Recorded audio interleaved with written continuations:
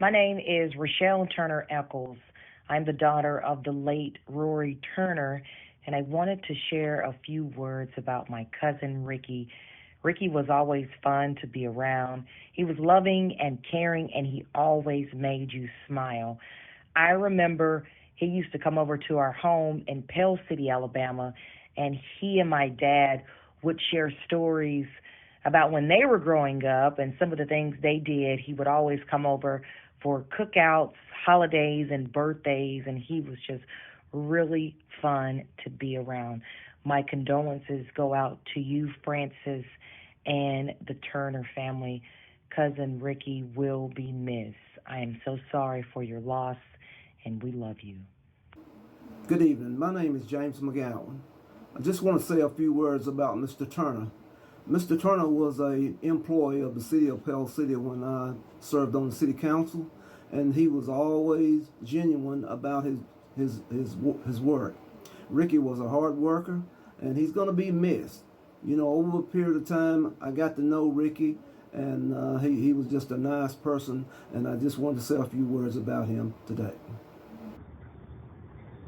Hey, I just wanted to send this video remembering my sweet cousin Ricky, his warm smiles, his big hugs, making me feel special as his birthday twin, always acknowledging our birthday together and giving me presents as a little girl. He always made me feel special and loved. I'll miss him dearly. My name is Felicia, and I live in Southern California. Francis and I have been friends for over 30 years. And over the years, she and I have shared much about our families.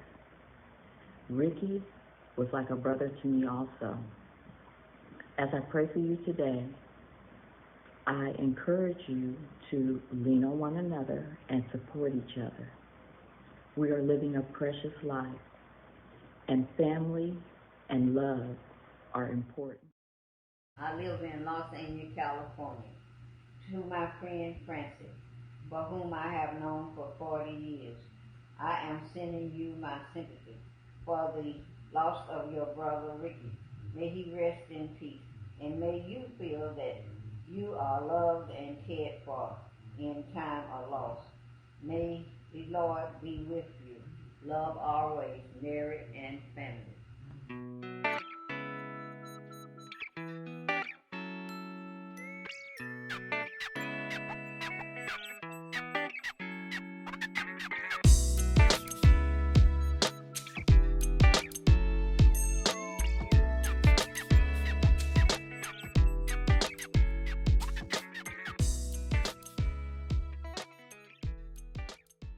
So when Rick and them moved out there, he was a little boy, moved across the street. But, you know, it wasn't no getting to know or nothing because she knew him when they came there. And they would be out there in G's yard, and Ricky would want to slip off when he tell him to do something. You could hear him hollering down to the house, Ricky, ain't nobody out to your house, come on back. And he would. Yeah. Nice young man. And, you know, as time passed, he grew up. I moved away from down the mothers. But whenever I was seeing, we were still friends, you know. And then he got into, after he got grown and out, wanted me to cook for him. I was wondering, what you want me to cook? Salmons and English peas.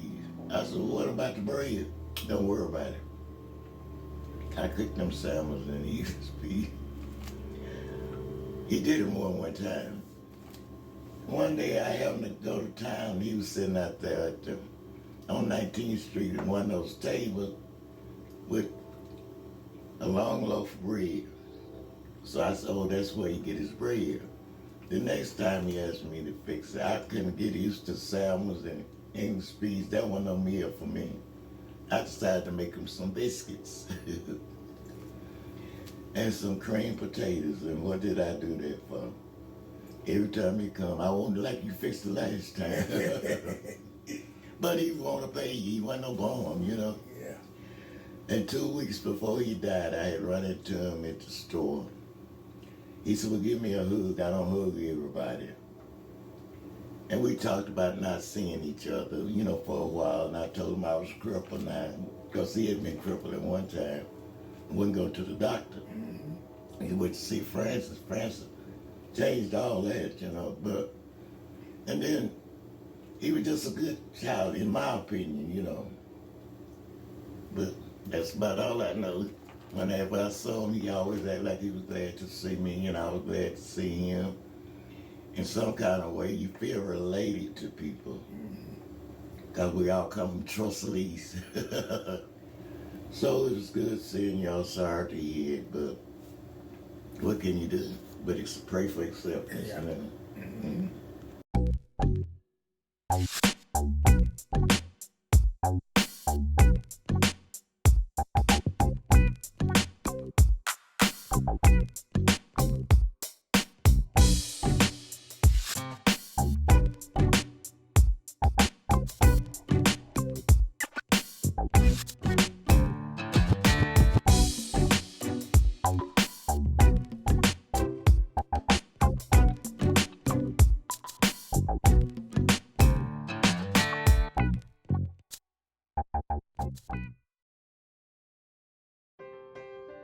Good morning. My name is Linda Jordan McGraw. I met Ricky Turner back in 1971, 72. I met him through my first cousin, Ricky Hardy. I have known Ricky for over 50 years. He was a friend to me. Ricky was Ricky. He would do anything to help anyone.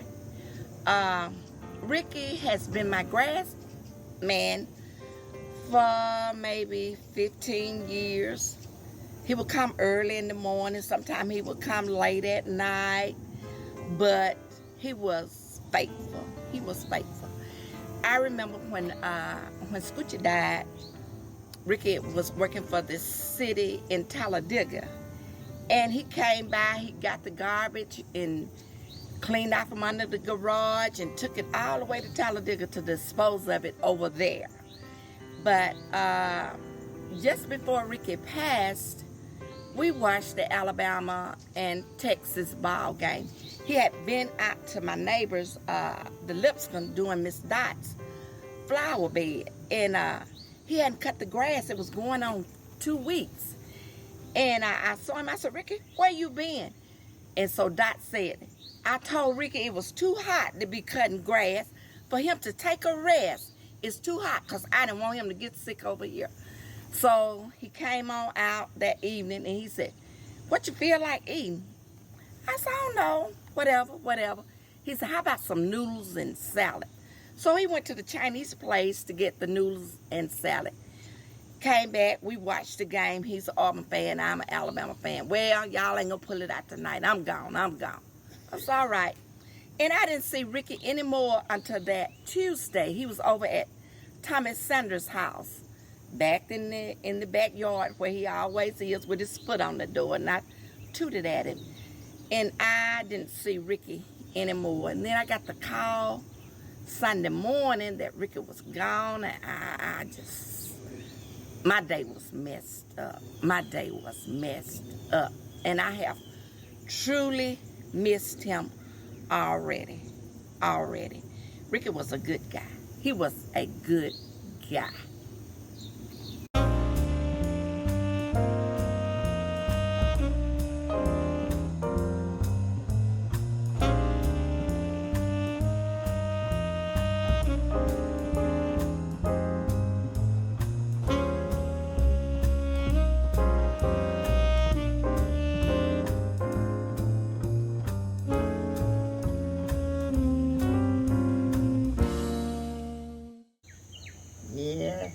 And can you believe, Larry?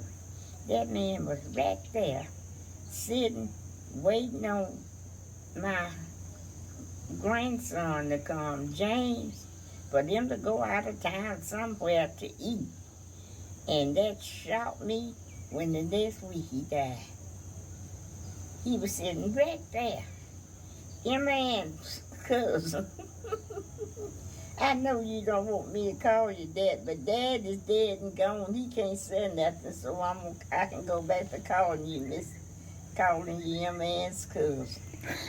Yeah, he wouldn't ever call me. Ooh, that make all so mad. He's saying, you don't mind it? Well, what was it? Wasn't she my cousin? I see our granddaddies on our mama's side was brothers.